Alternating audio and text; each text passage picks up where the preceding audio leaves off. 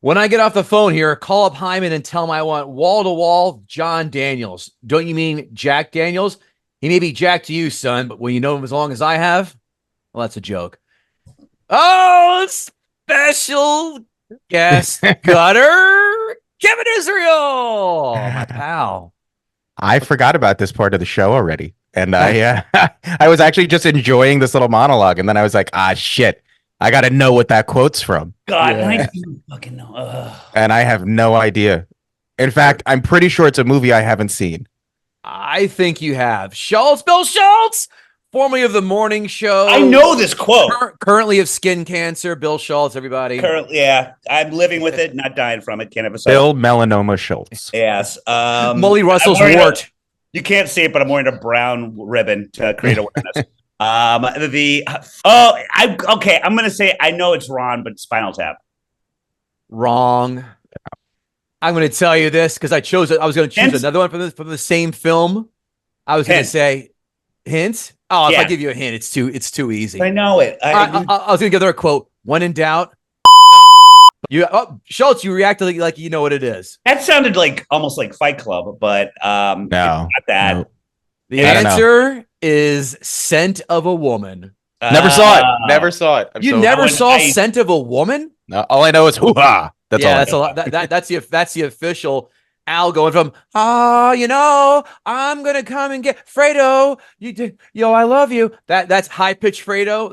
High pitched Pacino. Now we're in Act 2 of Pacino's life. Gotta set a flamethrower to this place. Pacino. You can make an argument that Pacino entered cartoon land with Scarface. But it really happened with Scent of a Woman, I think. Yeah. The voice went fourth gear all the way. Kevin Goatee, Bill Schulz, Kevin Israel. We are back. And this time, this is a fan favorite moment, is when one of us sit in the gutters chair. And I had my jaw and pants drop when Kevin Israel said, I made my choice of film that I want to gut. He chose the absolute 2008 beloved financial juggernaut. And the reason we're stuck with 75 Marvel films a year. Iron Man. Budget in 2008 of $145 million. A box office haul of $585.8 million. Turn that into 2024 money. $210.3 million budget. 848.6 gross. Wow. If they decided to put the Incredible Hulk first, this all may not have happened. They did? Oh, no, that's right. The Incredible Hulk was after it. That's right. Well, the Ang Lee version was first, and then the one with Norton. That's right, because in the post-credit scene of Incredible Hulk, Tony Stark shows up. Mm-hmm. That's right. With Thunderbird Ross, right. Weirdly already recruiting for Avengers, which then you find out he isn't even really a part. Yeah, right. Yeah. That's a great point. Doesn't add up. IMDb, boys, you know it, you love it. 1 to 10 decimal points. We're going to go to our gutter. That's right, Kevin Israel. What do you think IMDb has for Iron Man? 9-1. Bill Schulz. 9-2. Yes. 7-9. Kevin Israel. Wow. Surprised me as well. Bill Schulz, Rotten Tomatoes, critics 1 through 100. You know the drill. This is probably your 8th appearance or thereabouts on the Sam Show. What do you think the critics gave Iron Man? 1 through 100. 80. Kevin Israel. 87. 94. See, we were burned by the first, much like Bill is. We were burned by IMDb. I'm sensing a theme throughout the rest of this, guys. Again, well, because you're getting redder as we proceed. I mean, I only got back 2 days ago. I'm still recovering.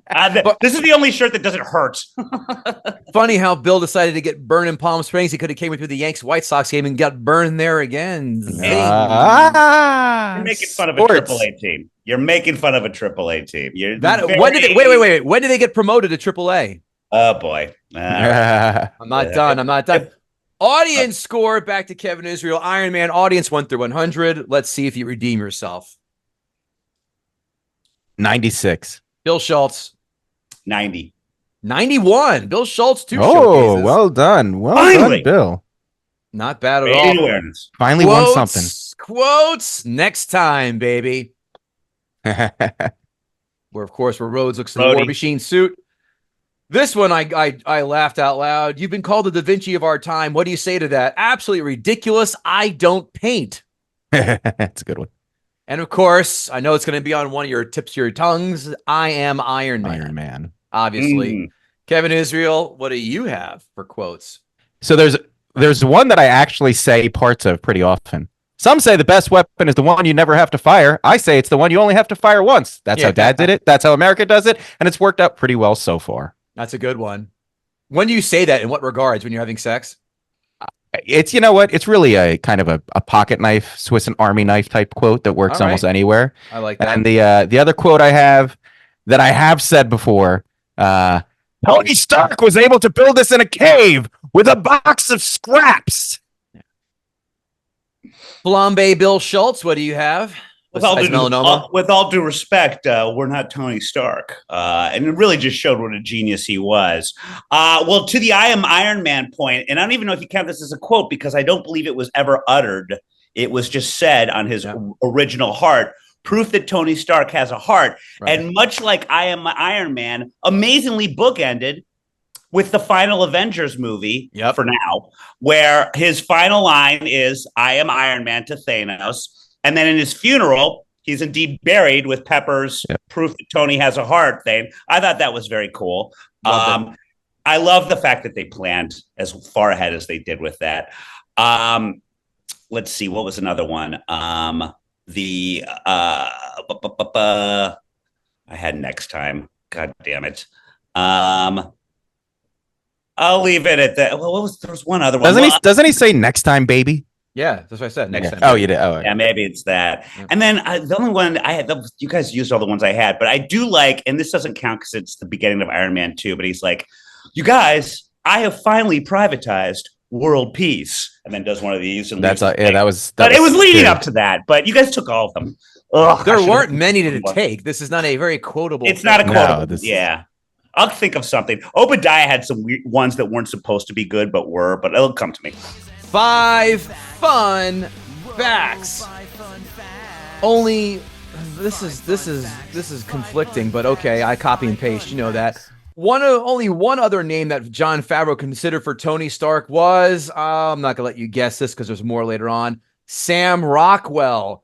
Obviously, he did not get the part for this, but he played Justin Hammer in Iron Man 2. Meanwhile, Don Cheadle was considered for Rhodes, but Terrence Howard got the part, but Howard was replaced before Iron Man 2 because of financial constraints, because Robert Downey Jr., according to him, took all the money, which is ironic because Howard vouched for Terrence Howard.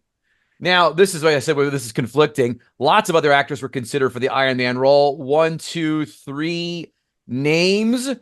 1 is an A+ megastar. 1 was an A-list megastar. 1 in the 80s was a megastar. Let's hear them, boys. Shoot. Tom Cruise. Tom Cruise is 1. That's kind of hard for Tom Cruise to run in that suit when he already has jet propulsion on his back, right? He runs as if he has jet propulsion coming out of his ass. He is a runner and likes to show it. Okay. The other one that I would say that's okay now, no longer as big of a star. Well, then would that be Nicolas Cage? That would be Nicolas Cage. Oh, really? Oh, I'm surprised. Okay. Did you research this? He's having a Cage-assance. Now he is. That was a guess. Kevin Bacon? For number 3, no. 80 star. You could say that, action star in the 80s? No. Rob Lowe? Rob Lowe? Are you shit. I swear to God, I didn't know that. Bill's cheating. My God. Bill's cheating. No. There's cheating going on. Test that man. Yeah, I know. I pride myself on my research, but I'm like, I'm not the one gutting now, so I don't have to work as hard. My God. There's no way. I was going to say, you know what? I'm so happy. I say the Brat Pack. Listen. I'm so glad they didn't choose Rob Lowe. By the way, just really brief side note, the whiny, what's his name?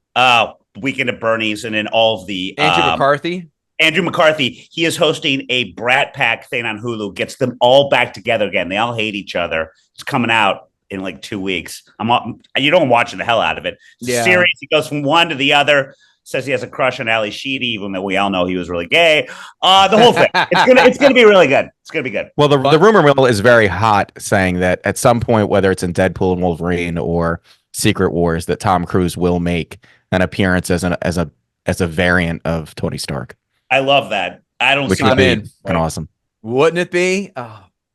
Universal Studios had actually purchased the rights to the character back in April of 1990. Century Fox acquired the rights in the late 90s, although several screenplays were written.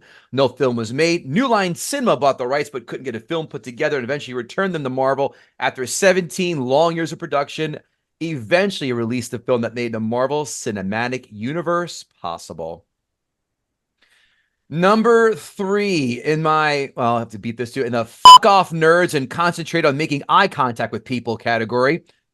Anyone who's watched the films or read the comics know that Tony Stark is incredibly wealthy, but how does he rank among the fictional billionaires? In 2013, Forbes magazine answered that question by releasing their fictional 15, which listed the 15 richest fictional characters. They estimated that Stark was worth $12.4 billion, which was 4th overall behind Carlisle Cullen, Smaug, and Scrooge McDuck. He did claim the title. Yeah. He did claim the title as the wealthiest superhero, however, with over $3 billion more than Bruce Wayne. I was about to ask what Bruce was in this. By the way, how do we quantify this? Yeah, this is dumb. Like, they had a real estate agent talk about how much the Batcave cost. Yeah, like, what are we talking here? And also, Lex Luthor has to be up there. Yeah. They couldn't Zillow Wayne Manor. Here's what you know, Lex. Charles Xavier has an entire school. He's got to have some bucks. Yeah. And by the way, billions though. Billions with a T. I don't know about that. Lex Luthor's got. You know how many of those jets he builds? They crash a lot, especially watch X-Men 97. Yeah. In an interview with the New York Daily News, Downey said he was once driving into a car with, quote, tons of dope and decided to stop off for a burger. He pulled into a Burger King and had an epiphany. As he explained to the Daily News, it was such a disgusting burger I ordered. I had that and this big soda, and I thought something really bad was going to happen. Calling it a moment of clarity, Downey tossed all of his substances in the ocean, decided to get sober. Having an American cheeseburger from Burger King and Iron Man was his way of saying thanks to the restaurant that saved his life. That's a backhanded compliment if I ever heard one. Right. Thanks for sucking, guys. You saved my life. Thanks for the diarrhea. You saved me. Burger King or White Castle? I'm going Burger King because of the onion rings. Burger King every time. Yeah. Number 5, White Castle. Yeah. John Favreau's original plan was to use the Mandarin, the real Mandarin in Iron Man. The Mandarin would have been presented in the first film as a legit character, with the fantastical elements of his comic book counterpart toned down, and the Ten Rings was supposed to be a supporting organization. Ultimately, the Ten Rings became this in Shang-Chi. Boring film. And anytime you have Aquafina, I tap right out. But that was years after the first Iron Man movie hit theaters. Although they have Ten Rings references in Iron Man. Mm-hmm. Yeah. The group is called the Ten Rings. Yeah. Well, the terrorist group. Yeah. And even before they actually say the name, the guy's always wearing these rings. Yeah. And they decided just to back off of that. Yeah. And we're don't remember that. And now our fans, the Legion, the Herd, gets to come back and do their favorite subject. A lot of happy responses today on Twitter.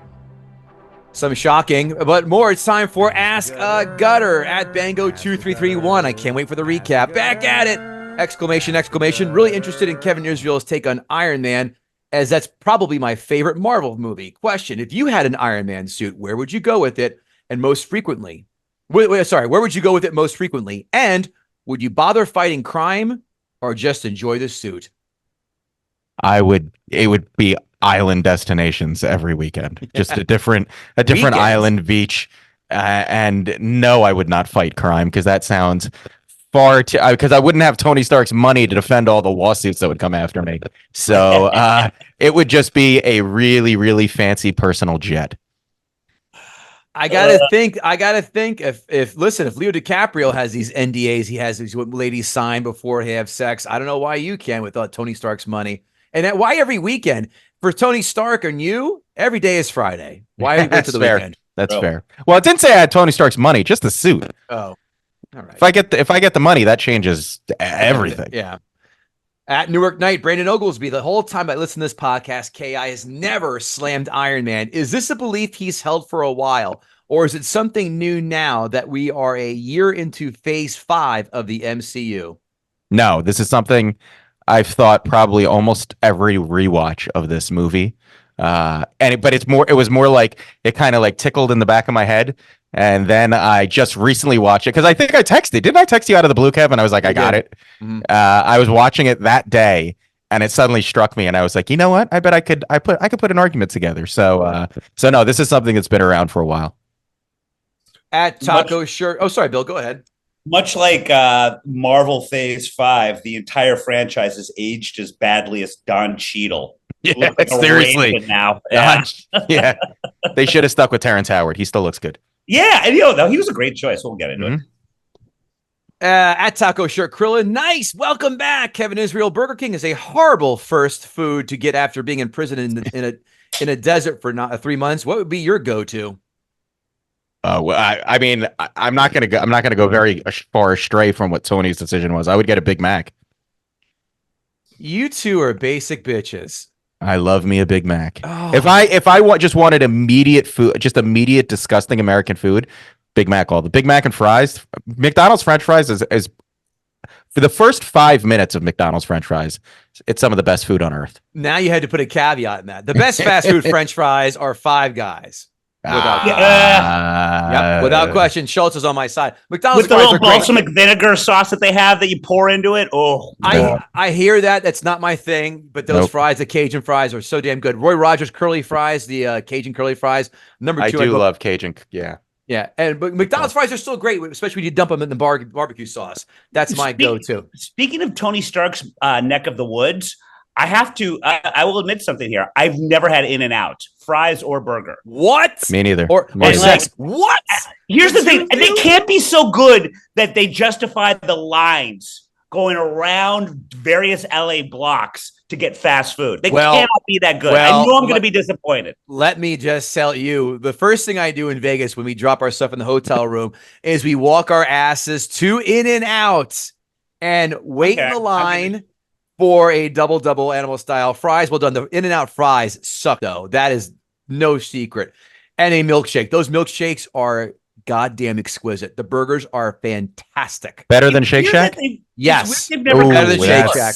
Five Guys is better than Shake Shack. In-N-Out is better than Shake Shack. I disagree. Five Guys isn't better than Shake Shack. No. All I get at Five Guys are the fries. Shame on you. I like those burgers are magical. Oh, perfect. But I'm always drunk, and I'm like, I know if I have the burger, it's diarrhea for 2 days rather than one. So, at Joe Loves Chem, what would Robert Downey Jr. be doing now if he hadn't resurrected his career with the MCU? Oh, great! Well, I think that we'd be having an in memoriam. Oh yes, yeah. Or we have to be we'd be forced to sit through Kiss Kiss Bang Bang 2, which I never got that. I never dug that. I enjoyed it, but Joe and I did a breakdown of it before when the show still existed, and I had seen it recently. It doesn't really hold up as much as I thought it would. No, I never liked it. I remember really liking it when it came out. I think I saw it and I don't remember it at all. It's original, which I enjoyed. Val Kilmer's great. It kind of wanted to be like a Pulp Fiction-esque film. That's what I remember. And when you try and copy that as hard as it did, you lose me like that. No, thank you. And is that going to close Ask a Gutter? Let's find out. Oh, at Xana, evaluate me. My nudes in profile. Cool. Good to know. Yeah. That sounds like a real person. Well, let's see them. Let's get ready to evaluate, boys. Yes, spam bots. Boy, oh boy. It's a new kind of gutting. Let me get my red pen out. Here we go, Xana. On 3 and action. Before we get to that, no one listens to the end of the podcast. We all know that. So we got stuff to talk about. Kevin Israel, what do you want to tell the world? You can check out my I have some comedy this summer. It always gets a little sparse in the summer, but I do have some shows. Go to kevinisrael.com. And my album is still out there. The Struggle is Real. So buy that and help me put my kids through college. Bill Schulz, what are you doing besides asking for rides to the dermatologist clinic? Well, you never asked me what I would do in my Iron Man suit. Obviously, go to the Sloan Kettering Institute to get my melanoma stage 4 after all these horrible references checked out ASAP. or the suit just protects me from the sun. That's why not just take that Iron Man suit and blow up the Chicago White Sox stadium, do everybody a favor and yourself? I'm not against any of this at this point. That's how full of anger I am. You think I'm going to disagree with you? No, you're not. The other thing is, like, I'm trying to start a cottage industry, minus me being able to afford a cottage. If you're ever in New York, and you want to do an old timey historical bar crawl, I'm not right now focusing on the South Street Seaport District. I've only done 4 of them. They've gotten good reviews. There's an article out now that'll tell you more at Entrepreneur. Give it a read. There's a couple of, I think there's at least 2 people that were on Gutting the Sacred Cow that are quoted in it. Lauren Sivan, and I'm having a brain fart on the other one. There's a lot. The guy who did Field of Dreams. I forgot his name. Matt Welsh is in it, yes. Yep. Then the other thing would be Hire Me.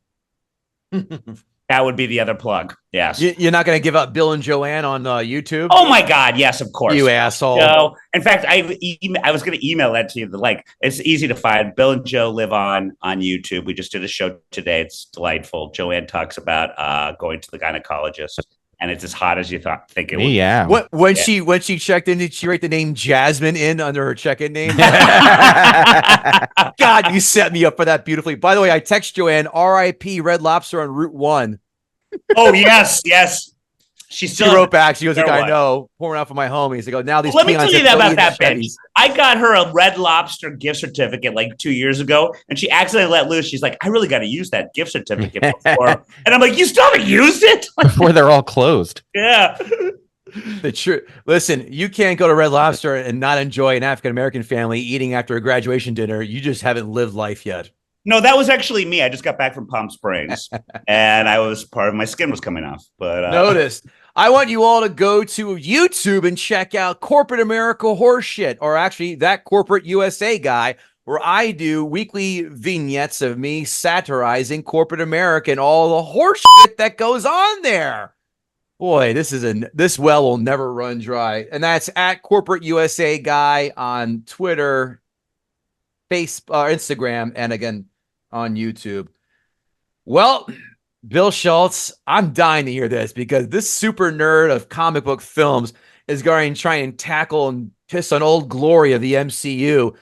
Bill Schulz, let's get Kevin Israel ready to gut the sacred cow. Like any good litigator, I want to start out with the ground rules as I see this gutting. I want to make it clear to the herd, because I know how crazy they're going to get about this. I am not here to say this is a bad, terrible, shitty movie. I am not saying that. What I am saying is that as a movie, and I'm saying this specifically as a movie, not as the start of the MCU or the rebirth of Robert Downey Jr.'s career, as a movie, it's flawed more than you probably think it is because you're blinded by all of those other things. The special effects, the excitement of a good superhero movie, the start of the MCU. Take that all away and think about some of the elements and some of the arguments I'm going to make. You might see that this movie is more flawed than you've thought. I knew it. That said, it's crazy to think that we've already had 16 years of MCU movies. That's nuts. Iron Man doesn't seem like it was 2008, and maybe it's just because I'm old, but 2008 doesn't seem like it was 16 years ago. Oh. But we've been through so many of these movies, and unfortunately, I'm pretty sure if you weighed them out, more not great than great. But the great ones were fantastic, so that's just what we all hang our hats on. There was a lot in this movie to like. I mean, Robert Downey Jr. owned this part. It was like he was made for this part. He's flawless in it. The cast was great, and I know Bill wants to get into this with his discussion, but I loved Terrence Howard in this movie. I like Terrence Howard to begin with, but I think he was great in this movie. He was likable, charismatic. I don't like Don Cheadle as Rhodey at all. Anytime they talk about a War Machine movie, I'm totally uninterested. I don't know. He falls flat on me. So does Anthony Mackie, which is starting to make me feel like I'm racist, but I'm not. I just think the two of them. I don't like Terrence Howard. So you're not. Yeah, right, exactly. I just don't buy the two of those guys as action heroes or as like strong leading men. Regardless, the cast was fantastic. Jeff Bridges was great in the part that he was playing. I think he plays an awesome, greedy over. There's the scene where when Tony first comes back and he's there and he's like, "Look at him! Look at what we got!" And he's excited to see Tony, but he's sort of making it about himself. Like he's like, "Look, I'm welcoming him back. I'm here for you. And he did such a good job of making every scene that he was in feel like, even if it's about you, I'm making it about me. This is about me. Oh, you created the arc reactor to save your heart. Well, let's figure out how that's going to benefit me and my, So he really did a good job. I was never a fan of Gwyneth Paltrow as Pepper Potts. I'm not a Gwyneth Paltrow guy. She's a pretty lady, but she's just kind of vanilla for me. But I think the part itself is super is super vanilla, so it never struck me one way or another. I love the little sprinkled in Agent Coulson Shield stuff. I do think I even thought about it the first time I saw this movie opening weekend. Mm-hmm. And I thought about it then when he goes, we're the strategic homeland, blah, blah, blah, blah, blah, blah, blah. And she's like, that's a mouthful. And he's like, we're working on it. Really? What do you have a whole division figure out how to make an acronym? It clearly spells shield. Like you need it. Like if you're working on that, probably don't have a lot of confidence in this bureau of the government. I'm probably not going to solving anything too quick. I do love that there's some dated references in the movie, like when he's in the Humvee with the soldiers and they're like, "Is it true, sir, that you went 12 for 12 with all of Maxim cover models?" And at the time, it's like, "Oh, Maxim!" And now, like when I watch this with my kid's gonna be like, "What's Maxim?" And I'm gonna be like, it's like Playboy, except not naked. Yeah, it's basically what it was. And then I'm going to have to explain to him what Playboy was. And it's going to be a whole thing. But by the way, that cuts like a knife, Israel, because Maxim was another one of my failed enterprises. But I have to say, I was there during the glory years. Well, when Tony Stark was going through all our models, it was a problem. And it did have, there were some great glory years for Maxim. Oh, now we would all get canceled. So by the way, happened when I did. I took a look at a Maxim not too long ago, and I saw they change editors and layouts. They go, and this is going to sound terrible. I may have to cut this. It's a fucking woman editor. Why do you think's going to happen? It was a woman editor in charge of a dude magazine, and they tried to make it to GQ. We go, no. We want dick jokes. We want to talk about movies, video games, sports, and naked or semi-naked women in that. That's it. This recipe is impossible to fuck up. It's a cheeseburger, guys. That's all you need. And that's what they decided not to do. Women in bikinis that we would hope in 2 years would end up in Playboy. Right. Their careers went nowhere. Yes. But you forgot the extra part of that special sauce. Also, girls that we grew up with when they were kids and we were kids watching them on a sitcom. And now they're in bikinis. Those were always the biggest sellers, from Alyssa Milano to anyone with Party at 5. Well, that was the killer. Yeah. The interview that always sticks out to me is what's her name? The pretty chef lady who had her own show. I know exactly. Rachel Ray. Stop. Rachel Ray is not pretty. She looks like a fucking elf, guys. Well, airbrushing back in the compared day. To, all right. I would say Giada De Laurentiis. I'm like, no, that woman is attractive. I'm with you all the way. Or the Indian cook too. I forgot her name. But the point is, Kevin, relax. Put your penis away. The point is that she had a spread, and everybody was shocked that she did it. And then years later, that's like she came out and said that was her biggest regret, and she hated it the whole time she did it. She was so uncomfortable, and it's like, come on. That helped put you on the map. My favorite story about the Maxim, I'll never forget, because I go, oh my God, they got Melissa Joan Hart, Sabrina the Teenage Witch to dress like Princess Leia in Return of the Jedi. And I read an interview with her. She goes, yeah, I was hopped up on pills out of my tits that day. makes you like the spread a little more. She went to many a party. Yeah. Cutie too. Sorry. Right. We all said Maxim, and we all just flash back, and those smiles on our faces like we're watching Star Wars for the first time. Well, and by the way, speaking of Party of 5, I was at Stuff for a long time before Maxim, and that's the same company. Yeah. And the same, but we would get the bottom feeders compared to Maxim. So with Party with 5, they would do Jennifer Love Hewitt. We would do Lacey Chabert. That was our cover girl.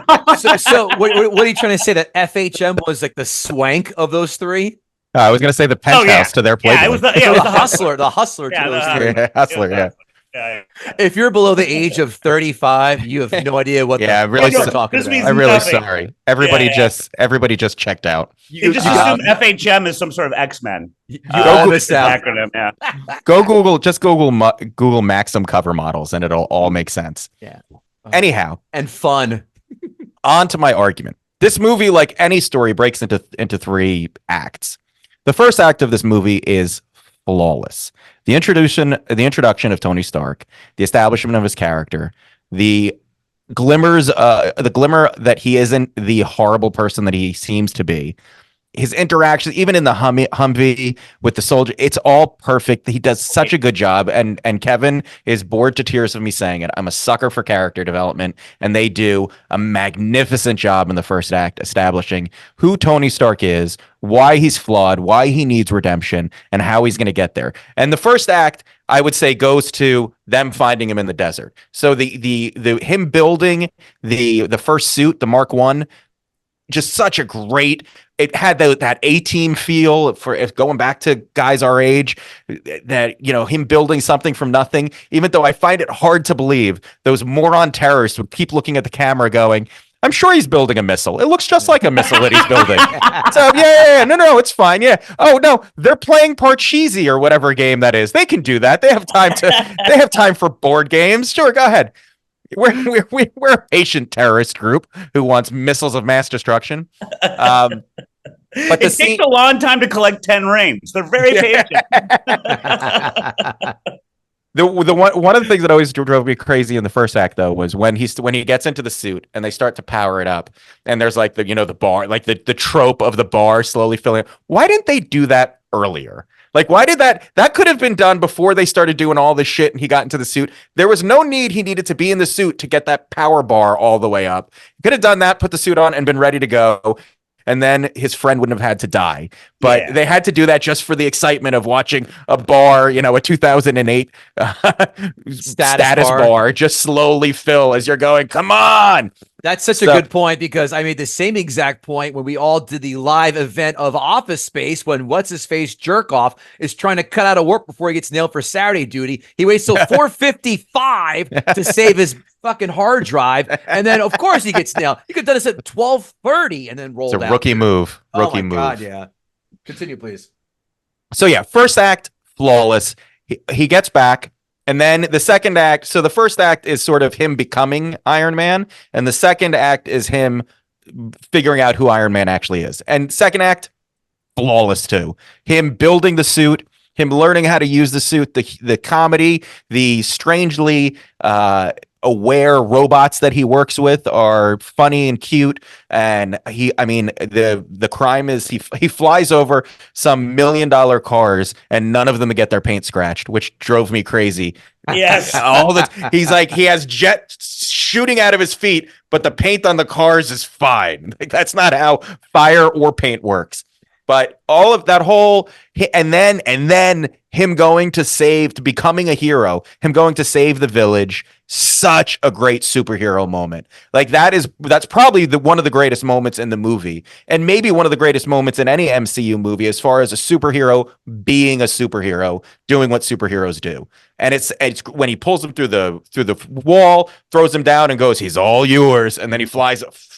I could watch that scene every day till I die. 1,000%. Flawless. Solid. Flawless. And the whole thing, the suit, the friggin' Iron Man suit is amazing. Which, by the way, I did some research because I'm no rookie and I do my work.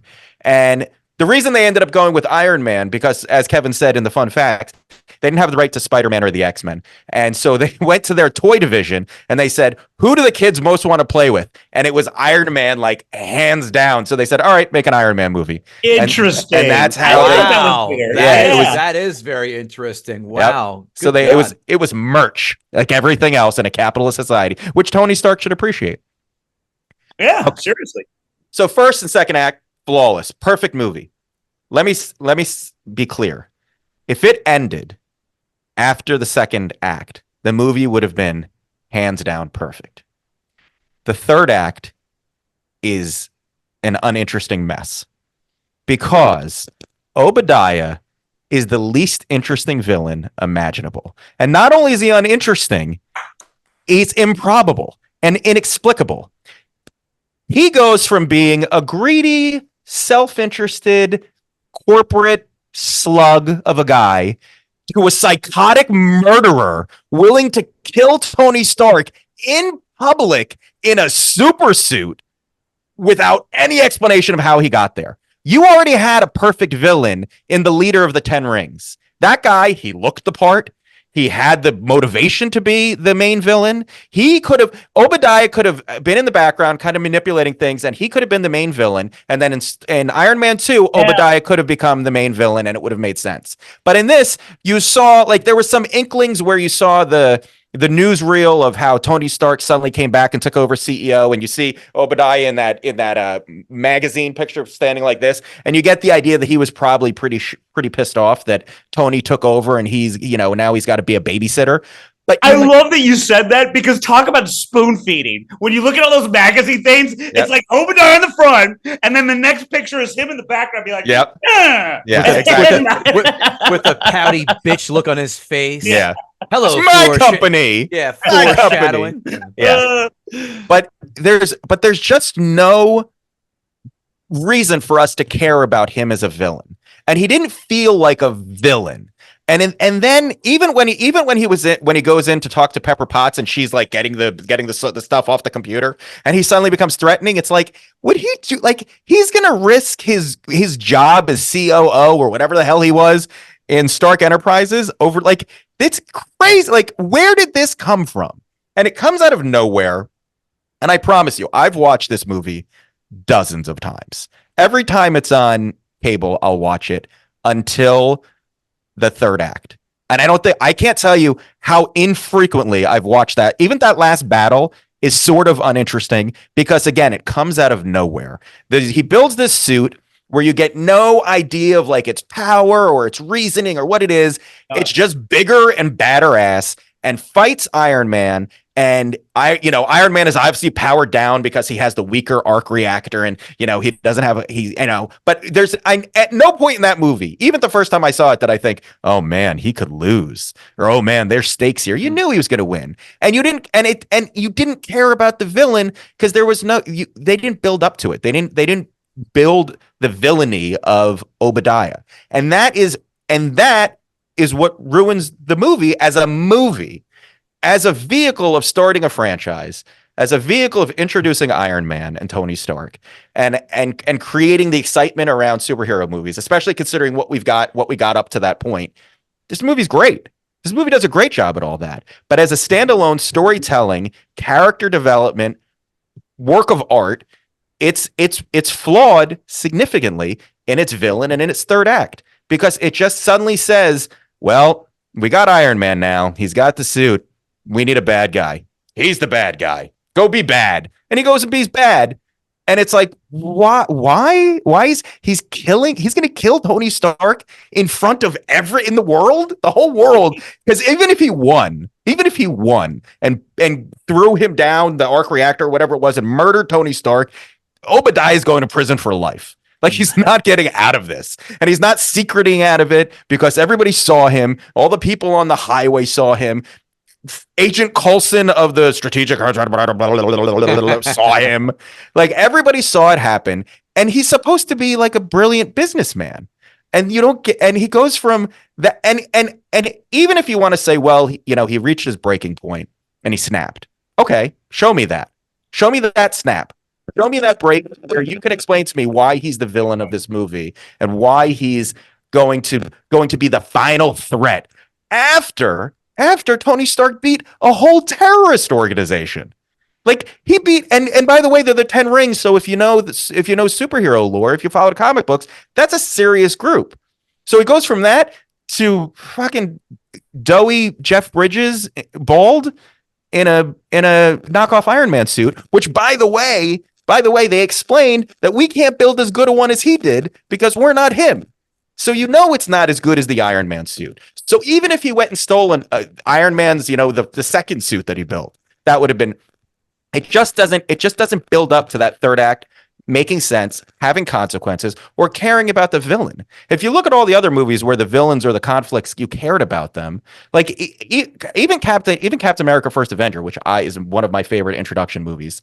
You got the villain. The villain made sense. And the villain was scary, and he had a motivation, and you understood it. Now, sure, the Nazis are easy to make hateable, but at least it made sense. It made sense in the terms of the movie, and it made sense into why he was doing all this stuff. You go through all of the best movies. Civil War, they're fighting against each other. Winter Soldier, it's the government against them. Like you got all of these and Thanos, who was probably the greatest villain, especially superhero villain ever written, he was developed. And this movie, which was the first movie and the movie that people laud as one of the best superhero movies ever, has a weak, paper thin villain who doesn't have any development and no care about it. So if you want to say that this is the great movie that everybody thinks, you're missing the point that he doesn't have the conflict that you want. It should have been the leader of the 10 Rings, whose name I'm blanking on. It should have been that guy who he scarred. He had the scar in the face, but then Obadiah comes over and like shoots that thing in his ear and paralyzes him. And that's all we see of that guy. Like that's all it took to get rid of the giant threat. And it would have been better if he went in and talked to that guy, gave him the suit, gave him something to like turn him into the supervillain, and then he went out to kill Tony Stark, and that was the big bad and the main battle. Because at least you were like, oh, they've had conflict through the movie. I get it. Obadiah and Tony Stark did not have conflict through the movie that you saw. Sure, it was hinted at, but why were you just hinting at it if he's the villain that he's going to fight at the end and then kill, by the way? He didn't even live. He beat him and killed him. So you never got to get anything further from him. Yeah. So yeah, in closing, Act 1 and 2 were as flawless as you can get with a superhero movie. But because of the weakness and almost complete lack of a plausible, threatening villain with a story that makes sense, this movie is flawed. And I would say it's flawed I would probably bring down, if I was going to say, oh, Iron Man's an 8 or a 9. I'd bring it down probably 2.5 points just because the third act and the villain is so bad in a superhero movie where superhero movies are totally about their conflict, their villain, and how the conflict gets resolved. And so for me, that's why this movie will never be the great movie that everybody talks about, because I'll never watch the third act because the villain sucks. I rest my case. 1 to 10. 6.5. Huh. Bill Schulz, step up to the plate and see if you can make contact, unlike the Chicago White Sox. This is all right. You know what I'm gonna do? I would prefer this route rather than me dying next week from melanoma. If it's just gonna be White Sox for the rest of the time, it's a little less morbid, but only slightly because the White Sox have been around. We don't think you're gonna die next week. Yeah, death by 1,000 cuts or death by 1,000 SPF. You tell me. Wow, I gotta say, you're a good lawyer because I didn't think there was anything you would convince me of as far as how much I love this movie, but not too shabby, sir. I would just say, just briefly, like I loved, obviously you already said it. I'm not going to elaborate on how great and perfect the casting of Robert Downey Jr. is. I believe they couldn't even get insurance for him at the time. I don't know how Favreau got around that hurdle, but it was worth it. And of course, as you said, we would be an in memoriam for him if he had not gotten that part. Some criticisms with regards to Paltrow, who is the weak link in the movie. I think we can all agree. She suffers under something that we learned from the Sony Marvel ventures, which would be Kirsten Dunst, which is, first of all, terrible casting, but also when you so associate someone as being a blonde, I don't care what kind of red wig you get. That red wig is just going to be Firebush bad. They did that with Emma Stone in the other Spider-Man films too. Let's keep her in the mix. Yeah, but she was blonde. She was redhead in that. I think Emma Stone was blonde, was she not? Because she was the different character. She wasn't Kirsten Dunst's character. Yes, she was. She was Mary. She was damn it, Kevin. What's her other name? Not Mary Jane. Gwen Stacy. Gwen Stacy was blonde. But she was a redhead in that. No, she was. No, you're associating with redhead because of Superbad. I could be. I used to Amazing Spider-Man once or twice. That was just like Gwyneth Paltrow in that fucking weird ass red hair getup and her shitty acting that took me out of it. I did again, as I already touched on. I love the bookends stuff that you see from the first that carries on and is referenced beautifully in Endgame. We keep a lot of the stuff that stays. I hate the word canon. Parents die in an automobile accident. If you guys do notice, even though it's brief flashbacks, that would be dad number 3 played. I forget Tony Stark's dad's name. We never get him again. But they all have the Howard Hughes mustache, but that's about it. Different dad. But other than that, they hold on to that. Paul Bettany is Jarvis from beginning to end until he becomes Vision. Love that. I love that Stan Lee in his first cameo gets mistaken as Hugh Hefner. Little things like that is fucking great. The roadie next time, obviously, as we've discussed, I thought was great. All stuff I'd forgotten until I just watched it again. Here's what I agree with you on. I can't argue with anything you said about the development of the villain. And also, I have a question for you after I get through this. The thing with Jeff Bridges, you were right on all counts. Jeff Bridges was still a good hire because Jeff Bridges eats up a fucking screen. Whatever Jeff Bridges is doing, even if he's just rolling his eyes at Tony, you're looking at Jeff Bridges, which is no small feat when you're sharing a screen with one Robert Downey Jr. He just does that. I will also say, and I've said this a million times before, there are celebrities, there are stars, and there are actors. Is Jeff Bridges a good actor? Because what I saw was yes. Go watch Arlington Road is amazing. I hate The Big Lebowski. We know that. I love The Big Lebowski. Here's what I saw. I saw the dude with less hair as a billionaire. There is a lot of dude qualities in his character. True Grit, another one. As there is when he's playing a president in The Contender, as there is when he's doing anything.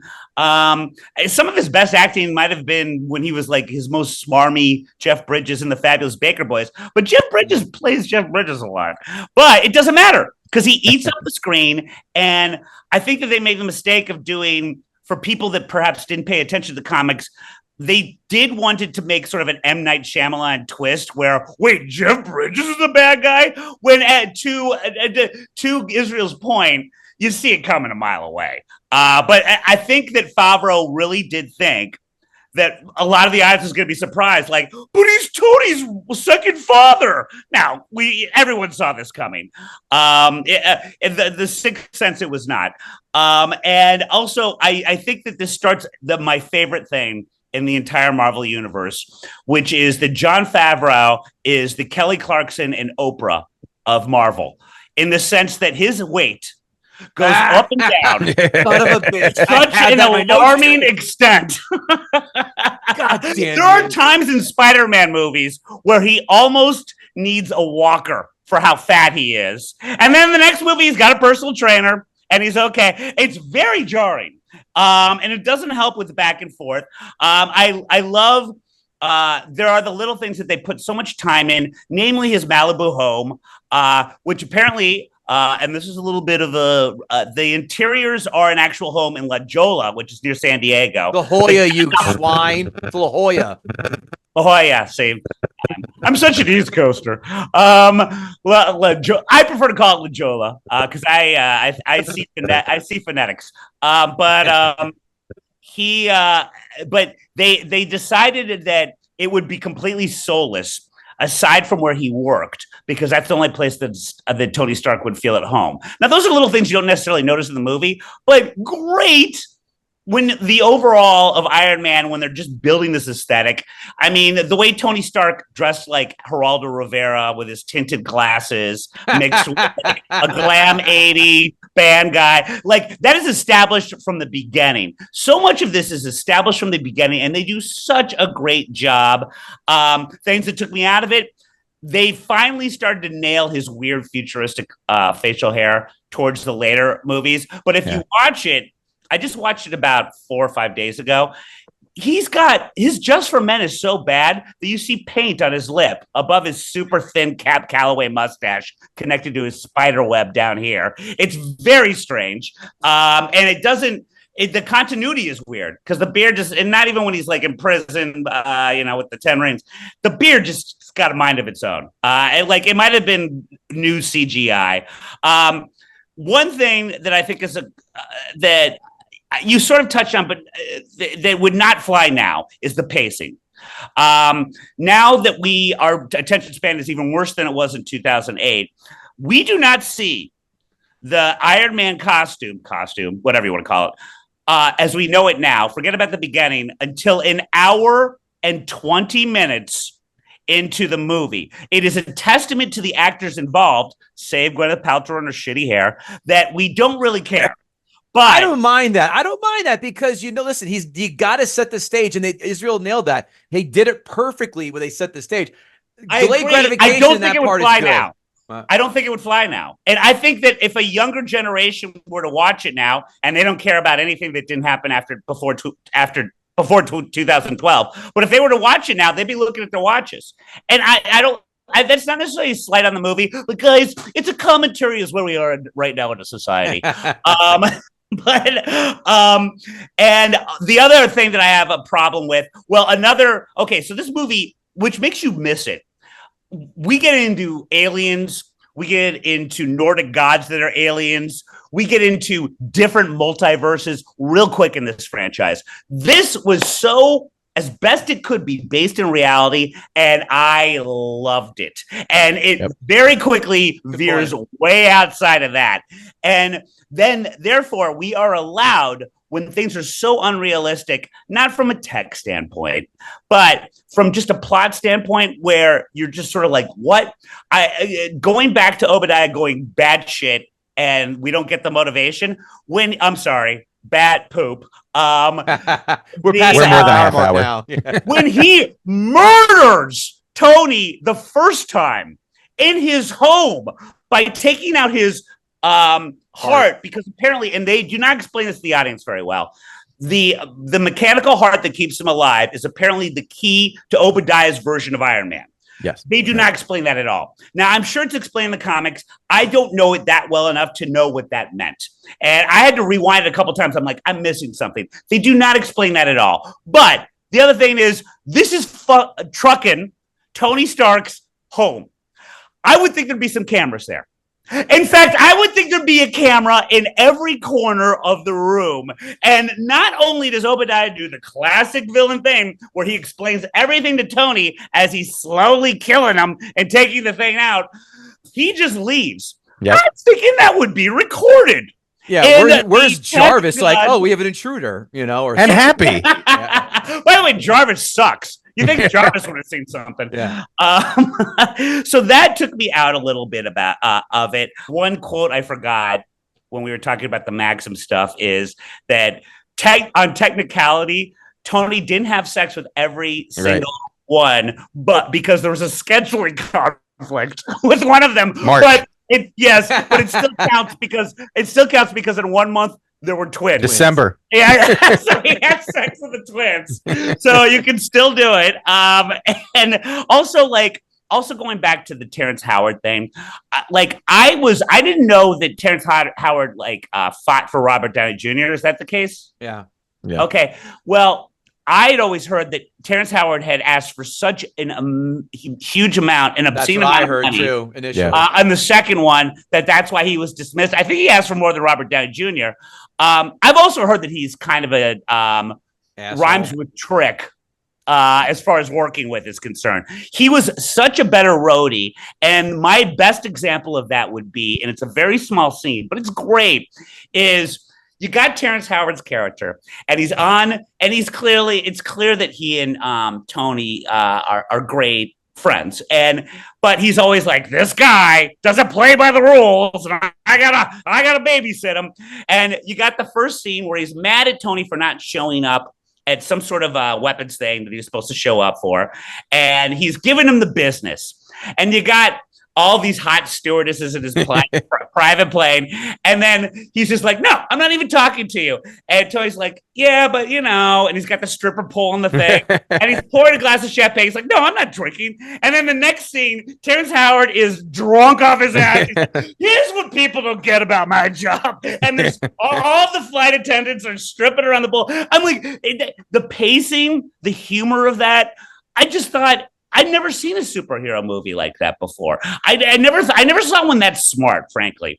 Finally, I would just say that Tony Stark, at least in this movie, is more Bruce Wayne than Bruce Wayne ever was. Bruce Wayne actually was supposed to enjoy being a playboy. Yes. It was, of course, an undercover thing. We've never seen a Batman movie where he enjoys it, if he even tries to do it. Tony Stark, he had a hot minute, and God damn, was it Begins, where he had all the playmates, and he... Yes, totally. But it's very clear that he's like, I have to do this. Yeah. I have to sleep with these women, and it's terrible. And Tony Stark loves his life, and I love that. And I'm sorry, that's it. But 1 to 10. 1 to 10. I wasn't an 8. I will give. I'll give Israel credit. I'm going to go down to a 7.5 now. Whoa! He made some good points. Whoa! And I love this movie, but the third act, he had some good points. These notes brought to you by, the hell with it. We're going to go right to corporate horseshit or corporate USA guy on YouTube. Listen to that. And of course, Gutting the Sacred Cow on all your podcast platforms, GTSC Podcast. Notes. God, you guys just picked this clean. A Maxim and a MySpace reference early on, indicative of a much more fun and simpler time. Yes. Did Ryan Reynolds watch Iron Man and say, that is exactly what I'm going to do with Deadpool? Or did Downey watch Van Wilder and say, yep? or did Elon Musk watch Iron Man and say, I'm going to do all that while being on the spectrum? Thank you. Sorry, nice layered joke. Watching Terrence Howard as Rhodey is like watching the first few seasons of Fresh Prince of Bel-Air and seeing the first Aunt Viv. You don't know which version you like better, but it's certainly weird. Good to see Jon Favreau 70 pounds lighter. If he's not on Ozempic now, he better be. Otherwise, he'll be depriving the world of a much-needed sequel to the movie Chef, which is on cable nonstop now. I like how that reporter literally attacked him in bed. Listen, I pride myself as a passion-invoking yet selfless lover, but I have never had a woman attack me like a methed-out feral Wolverine. So dare I say, that doesn't happen. Excellent song choice by Downey by playing Suicidal Tendencies Institutionalized when he's putting that together. God, saw it in the theater, and I started singing the words right then and there. And now it's time to answer a question that has been plaguing society for years. Is Gwyneth Paltrow hot? I put her in hot purgatory. She's attractive, yes, but I cannot figure out if she's attractive or hot. You may commence with your arguments. She's too white for me. Mm-hmm. Schulz? She is a good actress because on some roles she's really hot, and overall she's not as a person. But like, there's been, I like my Shakespeare in Love, and she's smoking in that. There's another couple movies. There's other movies that are bad that she's really hot in, and like one of them was like with Joaquin Phoenix. It was terrible, but she's fucking trucking smoking. I'm sorry. What my test is when you see her, you're not like, God damn, she doesn't invoke that. Oh no, at all. But there's movies where you do. I haven't seen it yet. There's this in the first Avengers, I think. She's upstairs with Tony when they come to tell him that they're gonna need him for whatever, and she's in like jean cutoffs and a white like button down, and it's supposed to be like her hot casual. Like, I know what they were going for, and it didn't. Like any other hot woman wearing that would have been like, oh, that looks so good. But on her, it almost felt like my sister wearing it. I was just like, what are you doing? Put clothes on. Put some clothes on, you whore.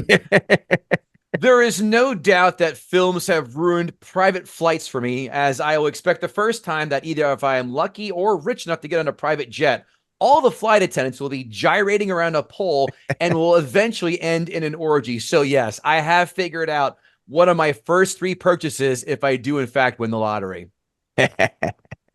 because of the success of Iron Man, there's not a day that goes by without Jon Favreau showing up at Robert Downey's house and then fucking Downey's wife in front of him while maintaining eye contact with Downey.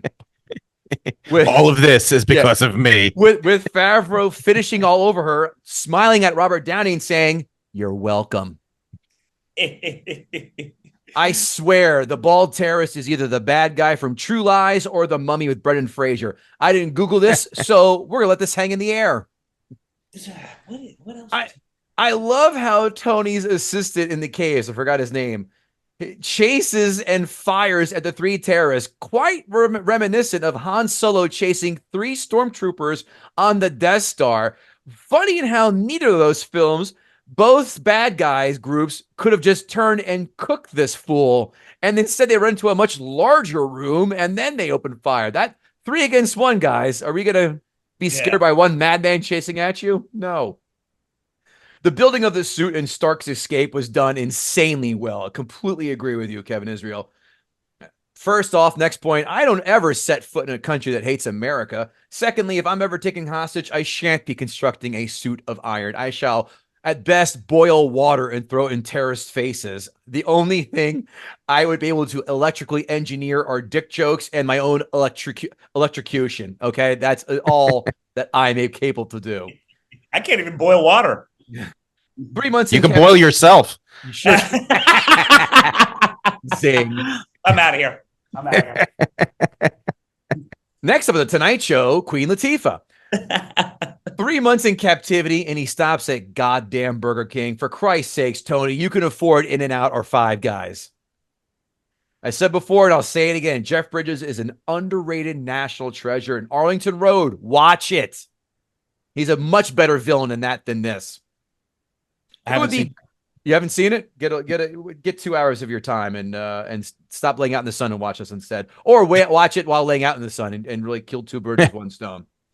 It would have been great when Tony Stark leans in to kiss Pepper. He whispers in her ear, "Don't give your kid a stupid name like Apple. No one cares how much money you have. Kids will still bully someone named after fruit." Your candles don't smell like your vagina. He did pseudo base his character off Elon Musk. Elon Musk does not have better kid names. No. You might say he has worse kid names. Yeah. One was like X23. That kid's lucky he's rich because he's just avoiding a lot of bullying right there. Pay him off. Kevin Israel, here we go. My main problem with this film, villain choice. I don't know the Iron lore as much as Kevin Israel, but I do know Mandarin was the main rival. If the fate of the MCU depended on one film, why would you not play the biggest ace in the hole you have? Obadiah Stane wasn't special. He was forgettable. This heel turn he made was so unwarranted, and I was so unimpressed going, really? You said it perfectly. The terrorists were perfect. They could even had the main guy crawl away when Tony Hawk blew up the tank and all that shit. He could have stolen the suit himself and partnered up with Obadiah, beat him up, killed him, whatever, and then him get in the suit, and I would have been like, yep, I'm all on board for that. But nope. We have seen someone has left their computer screen on and showing that they were just hacked trope way too many goddamn times. And we saw this happen. I go, well, here we go. Boring and predictable. I would like to get my hands in that paralysis machine for people who chew with their mouth open, talk in movie theaters, or have full conversations on speakerphone while in a cramped public setting. Oh, yes. Have you ever been to an automobile dealership and getting your car fixed and some asshole screeching away, sucking down free coffee while on speakerphone? I was the other day. That's why I wrote this down. And I bet Terrence Howard wishes he can go back in time and paralyze himself for asking for too much money and getting kicked out of a goddamn bountiful franchise. Ugh.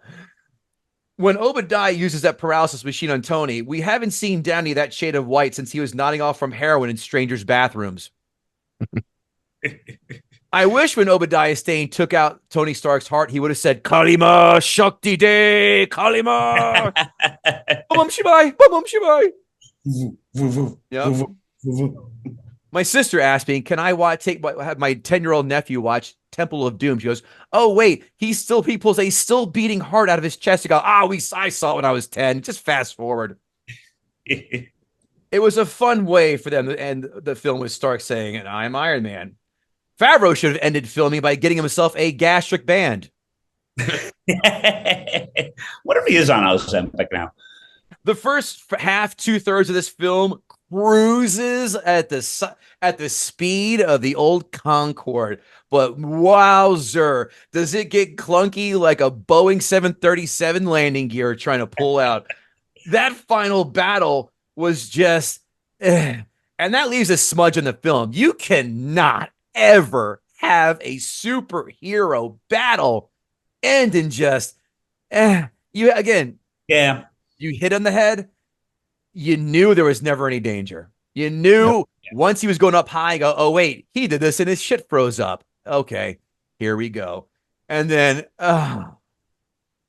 this film is certainly enjoyable and rewatchable. I enjoyed the living shit out of it for the first 2 acts. Is this in my Marvel top 5? Let's go through my top 5. Endgame, Infinity War, Winter Soldier, Ragnarok, Spider-Man Far From Home. Nope. But it is in my top 10 along with Doctor Strange. I don't give a shit what you say. Days of X-Men, Days of Future Past, Civil War, and Spider-Man Homecoming. Robert Downey Jr. was made for this role like Arnold was made for the for the Terminator films. I could never, ever attempt to see anybody trying to attempt that role as Tony Stark except him. Oh, yeah. And I wrote down right here 7 out of 10 because of that last act. So we are all damn near simpatico. Simpatico, guys. Real quick question. And real quick question. I think Israel already answered it. So maybe then, for Israel's sake, someone besides Thanos, your guys' favorite Marvel Joker. villain. Oh, Marvel villain? Oh, that changes everything. But the favorite comic book villain is the Joker, without question. Oh, yeah. That's why I said Marvel villain. Okay. I would have to say it's hard. But also, there weren't that many good ones. There's a lot of ones that are like... I'm going to cheat. I'm going to give 2 more. I'm going to say Magneto and Doc Ock. Doc, I didn't even think about that. Doc Ock's pretty good. But Magneto is right there too. I'd say even better. I like him to be pure evil, and Doc Ock is not that at all. Nor is Magneto, but I like the dichotomy. Yeah. So, all right. Was this movie villains or Marvel movie villains? I should say yes. Right? Did you say other than Thanos? Yeah, because I think you said that Thanos you thought was perfect. Yeah, yes. I agree with Kev that Magneto probably. I don't know that he's ever been done. I mean, X-Men '97 obviously did it perfectly, but I don't know that they've ever achieved that in the proper movies, because he's almost a Thanos character where he's got this really noble end and he's so obsessed with it that he doesn't care how he's going to get it, and he only sees he sees very myopically. But I think both of them, Ian McKellen and Fassbender, did pretty good jobs. But I still think should they have casted that old? Should they have casted that old? I mean, I don't think they didn't have 102 at this point. Yeah, they didn't have. They had no idea how long these guys were going to have to be playing these characters. They were just happy to make the one and get out. X-Men. I mean, Blade. We all said before is the real first true after Batman superhero film. But X-Men was really the one that everyone said, okay, this is going to be all based on this one film. And I mean, we all loved it when it came out. And then we watched it again, and boy, there are way more warts. And we did it on this very podcast, so we're not going to go down that road again. Critics 5-star reviews. Everything is owed to Iron Man, a film that launched a moment and set a standard that hasn't always been reached. If you don't like Iron Man, then you should stop going to the movies. Burn. Iron Man might feature a mesmerizing performance by Downey Jr. and kicked off the Marvel Cinematic Universe, but that doesn't entirely save it from a weak villain or falling apart by the third act. Wow. Kevin Israel. Does this film, we talked about it a few months ago, Kevin Israel, does this film fall off as hard as Goodfellas falls off after Pesci dies, kind of thing with this? Oh. I don't know if it's as hard as it, because I mean, I really never ever watch that last part of Goodfellas. Yeah. You know what? It's probably pretty close. Yeah. It's definitely pretty close. The movie that proved it's possible to make good superhero movies, ushering the MCU and teaching DC absolutely nothing. Yeah. And also a plan. They had a plan. It's not that hard to have a plan. Jesus. Critics, 1-star reviews. I like Downey Jr., usually with his dark, wounded eyes, but his performances veers between going through the motions and a look which seems to say, hey, what film am I doing again? This person has completely missed the point. No one should take them seriously, just like someone who has a Spirit Airlines credit card. Iron Man is a dispiriting attempt. I have a friend who has a Frontier Airlines, and my jaw dropped like Roger Rabbit's, and I had to pick it up with my hands 5 minutes after the fact. Frontier Airlines, and he has money. He's not. I didn't even know they still existed. Yeah. Iron Man is a dispiriting attempt to apply superficial principles to inherently silly kid culture. Here's someone that loathes fun and tightly crosses his legs while sitting on a subway. Sporting a novel brand of swinger superhero, Iron Man's got goofy Downey Jr. wisecracking his way through unlikely feats in fantasy politics with all the determination of someone who just wandered in from the corner bar. Light on CGI and moral quandaries, it possesses neither the zip and sparkle of a Spider-Man nor the brooding existential subtext of Batman Begins. Well, because it's neither of those movies. Thank you very much. Yeah. You know how these are the only two you can have. Yeah. Wrong and wrong. Amazon 5-star reviews. Remember when superhero movies were under 3 hours? Didn't have to set up a $50 billion spin-off movies? Pepperidge Farm remembers. I needed it to complete. Yeah, that is a good throwback. I needed it to complete the set of 3. Signed, Lisa Vanderpump. Robert Downey Jr., you are the perfect man for the role of Iron Man. Excited to finally have my hands on a digital copy of this. I think it's going to be me and Robert Downey Jr. tonight for date night since my husband is off doing his soldier thing. I love Tony Stark's biting humor, his self-inflated ego, and in the end, his understated vulnerability as a human. In reality, he's the jerk that you can't help but love. I'm not big on action movies or the comic book world, but Iron Man definitely pulled me in. I think there was more bean flicking that night than a 4th grader flicking a paper football. Oh, and congratulations on your husband doing his soldier thing. We thank you. And hopefully he's calling in more drone attacks on Boston Red Sox fans' tailgates. Well, I worry about her husband. It sounds like Iron Man's doing some stolen valor here. She's cheating real soon. She is cheating real soon. I think it's a really interesting tactic to go into the reviews of a movie to say, hey, fellas, I'm free and looking to bang. Yeah. Hubby's away and I'm ready to play. Yeah. My address is exactly what it was. And if you bring Iron Man 2 and 3 over, you can guarantee on anal. I have been a comic book fan, but never an Iron Man fan. Basically, I like the Mr. Miracle Spider-Man type of superhero. But this movie is very well made. I am not a Robert Connick Jr. fan, but this has to be his best performance ever. He brings a sense of humor to a character that I did not think had a sense of humor. Unlike other films of this gender, the producers tried to make this believe like the Japanese summary movies. Signed, Harry Downey Jr. Truly, how do you confuse Harry Connick Jr. with Robert Downey Jr.? Those are two that I would not put in the same word problem that she had. They do look quasi-similar. Do they? A little bit. Amazon 1-star reviews. Amazon 1-star reviews.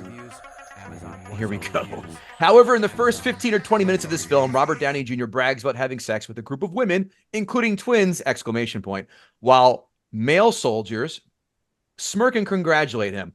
Comes on to a female soldier who responds by smiling and giggling at his boyish charm.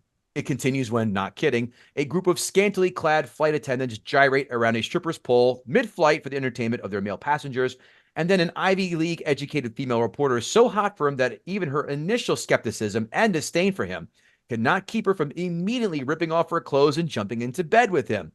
While I get there trying to set up the hero as flawed so we can root for his metamorphosis into something heroic, the real problem is that these women are all seemingly charmed by this asshole's behavior, at best scolding him like an erring paperboy parentheses Pepper, while secretly charmed by it, or at worst, totally enamored with his bullshit. Point being, not one of them is really offended. If you ever see this person eating ice cream in public, I say feel free to smash it in their face or knock it out of their hands. All I heard from that was, the good old days. Yeah. Next one, horrifically racist with awful stereotypes in it of everyone, women, men, Arabs, Americans, whoever. Oh, God. It was like a throwback. It was like a throwback to the 70s with a kind of twisted contemporary take on war. I watched about half of it and could watch no more. It wasn't about ending wars. It was about good old American ingenuity making war more palatable. Yuck. Hey, you know what I didn't miss during this 3-month hiatus of gutting the sacred cow? Blowhard assholes easily getting offended over stuff that doesn't happen. Robert Downey Jr.'s worst role. Well, apparently someone has not seen Shaggy Dog, U.S. Marshals, or Doolittle. But I bet Kevin Israel has seen all three of those. I have, yes. You know what I will say? U.S. Marshals sucks. It's horrible. It's terrible. Robert Downey Jr. is great in it. I think he was really good at it. That's one of those sequels you're just saying, no, you can't have a mega hit and no Harrison. He's watchable in it. He's watchable in it. He's usually. I haven't seen the Shaggy Dog, but I haven't either. Next one. I thought it was about weightlifting. Zing. Oh boy. No. We don't need to read all these. These two are blowhard ones. You're going to love this. Afghanistan is currently an extremely troubled country, even though it has a very rich cultural tradition. It's a shame it was dumbed down to Iron Man to helpless civilians, brutal warlords, and an impotent and clueless U.S. military, and one white man who had a very unconvincing conversion experience. If Hollywood is going to bring politics and current events into a comic book story, then they need to act more like mature adults instead of soulless money grubbers trying to make a quick buck off the horrific suffering of some people in the distant land. Afghanistan is not some make-believe place. It's a place where real people, including brave Americans and many others from around the world, are risking their lives every day. Signed, John Rambo. Last one. I hope Hollywood stops treating the moviegoers of the world like a bunch of idiots. And while I'm at it, it would be nice if some of the millions of dollars Hollywood is going to make from Iron Man is donated to various third-party nonprofit organizations working on reconstructing Afghanistan's civilian infrastructure. They could certainly use the money. I hope this idealist is signing 10% of their take-home pay and sending it to Afghanistan's civilian infrastructure because, you don't want to come off as a hypocrite. I'm sure they are. I can't imagine why they wouldn't. Yeah. And now let's ask ChatGPT to tell us some jokes about the movie Iron Man. What's Iron Man's favorite type of music? Heavy metal. Thanks, ChatGPT. Why doesn't Iron Man like jokes? He's afraid they'll starkle him. Oh, goodness. Is that even wordplay? What did Iron Man say to his suit? You complete me. No. AI is never taken the role over comics. That's for sure, gentlemen. AI is a work in progress. Kevin Israel. Sorry, I always ask that of you. Bill Schulz said Kevin Israel got the sacred cow. I got to tell you, I did not think he would. Because, again, watching it recently, I'm like, this trucking holds up. But, the man knows what he's doing. He did. I still like it. Yeah. I still like it, but I see his point. Yeah. This is exactly how I knew he was going to come. He was going to play the overrated card. I know he loves this too much. I know he loves Iron Man. I know. By the way, do I give him that? Because, he wanted his cake and ate it too. Yeah. He did a little bit. Yeah. He had the cake was the first two acts, and then eating it too was the third act. Yeah. But I'll still give it to him. All right. I agree. The cow was it's a little overrated. People, because when you text me, I go, no way. Yeah. And then I'm watching it, the friggin' first 2/3, I'm like, no. And they go, oh, that's right. Yeah. Yeah. I was like, about this. I don't even know where I'm like, is he just, honestly, Kev, I thought you were just being a contrarian. I'm like, this is wonderful. And then the third act, I'm like, okay. All right. Noted. Kevin Goatee, Bill Schulz, Kevin Israel. We're back. And listen, hope you enjoyed it. We'll be doing these sporadically. So dig in, tell a friend, and that's that. Peace.